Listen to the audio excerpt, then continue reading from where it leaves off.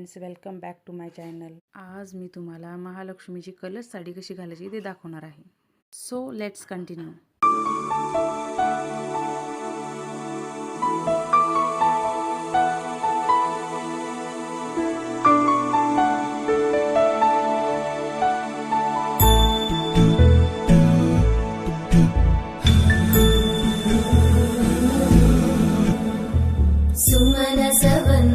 सुन्दरि माधवी चन्द्र सहोदरि हेममयी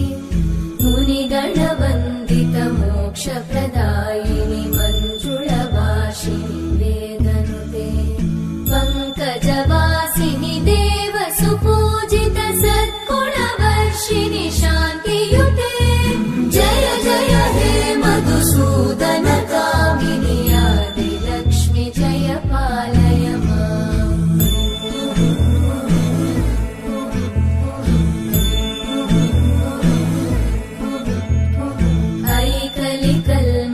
नाशिनि कामिनि वैदिकरूपिणि वेदमये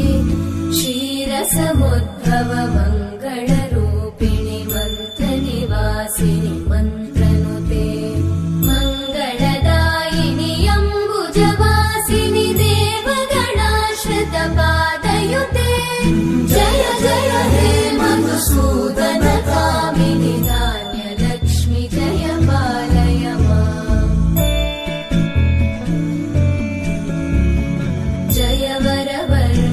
वैष्णवि भार्गवि मन्त्रस्वरूपिणि मन्त्रमये सुरगणपूजित शीघ्रफलप्रद ज्ञानविकासिनि शास्त्रनुते भवभयहारिणि पापविमोचनि साधुजनाश्रितपादयुते जय जय हे मधुसूदन कामिनि धैर्यलक्ष्मि जय पालय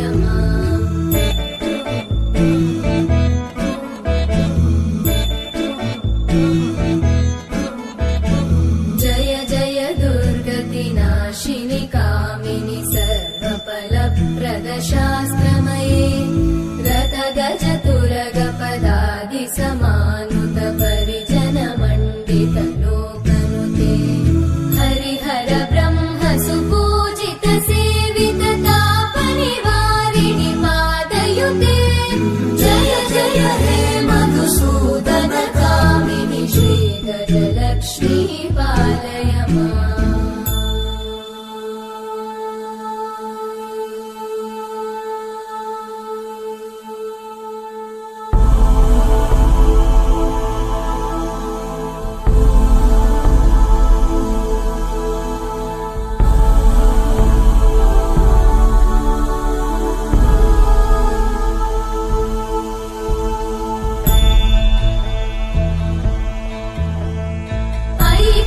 वाहिनि मोहिनि चक्रिणि रागविवर्धिनि ज्ञानमये गुणगणवारिधि लोकहितैषिणि सप्तस्वरवरगाननुते सकल सुरासुर देव मुनीश्वर मानव वन्दित पादयुते जय जय हे मधुसूदन कामिनि सन्तान लक्ष्मि पालय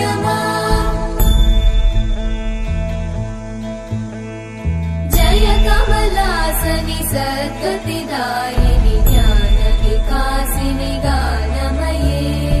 अनुदिनमर्चित कुङ्कुमधूसर भूषित वासित वाद्यनुते कनकधरा स्तुति वैभव वन्दित शङ्कर देशिक मान्यपते जय जय हे मधुसूदन कामिनि विजयलक्ष्मि जय पालय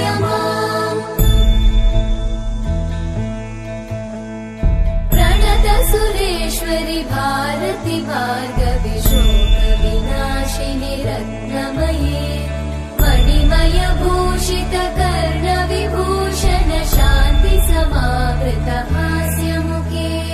नवनिधिदायिनि कलिमलहारिणि काम्यफलप्रद हस्तयुते जय जय हे मधुसूदन कामिनि विद्या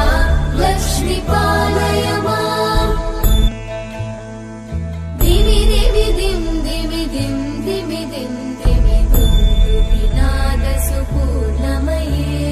धुम धुम धुं धुम धुं धुम धुं धुम शङ्खनिनादसुवाद्यनुते वेदपुराणेतिहाससुपूजित वैदिकमार्गप्रदर्शयुते जय जय हे मधुसूदन कामे